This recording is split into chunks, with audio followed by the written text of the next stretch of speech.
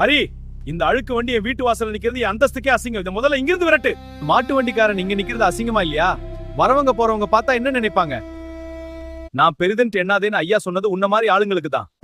மணி எளிமையை கண்டு ஒருவரை இகழாதே. ஐயா என்ன சொல்லியிருக்காரு?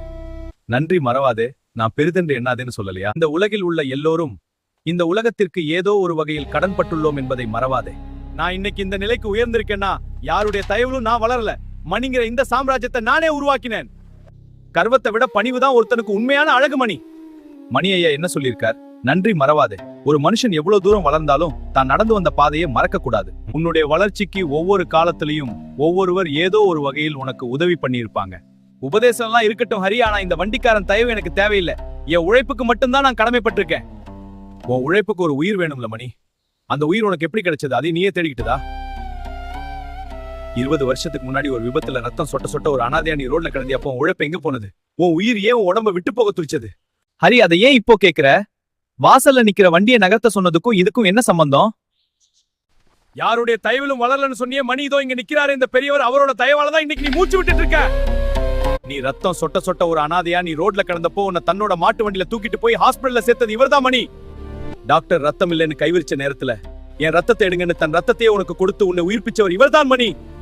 இப்போ அவருக்கு ஹார்ட் ஆபரேஷன். ஆனா தன் மகன் கிட்ட உதவி கேட்க அவருக்கு தயக்கம். அதான் நான் அவரை இங்க கூட்டிட்டு வந்தேன்.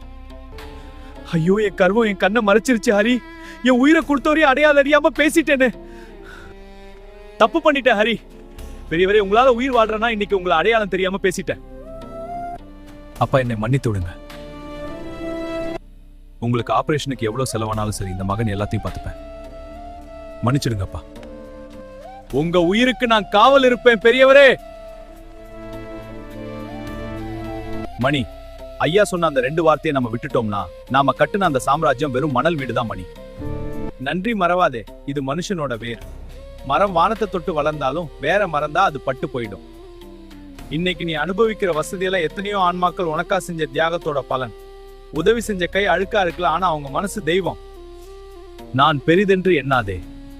இந்த அகந்த ஒரு இருட்டு மாதிரி. அது உன் கண்ணை மட்டும் மறைக்காது, உனக்குள்ள இருக்கிற மனிதாபிமானத்தையே கொன்னுடும்.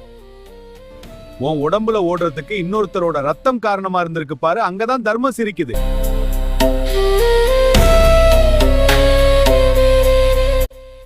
நீயே தேடிக்கிட்டது எதுவுமே இல்ல மணி, எல்லாமே ஐயாவோட பிச்சை. எவ்வளவு பெரிய ஆளானாலும் அந்த பணிவை மட்டும் விட்டுறாதே. நீ சொல்வது அத்தனையும் உண்மை ஹரி. நன்றி மறவாதே, நான் பெரிதென்று எண்ணாதே. ஐயா உண்டு.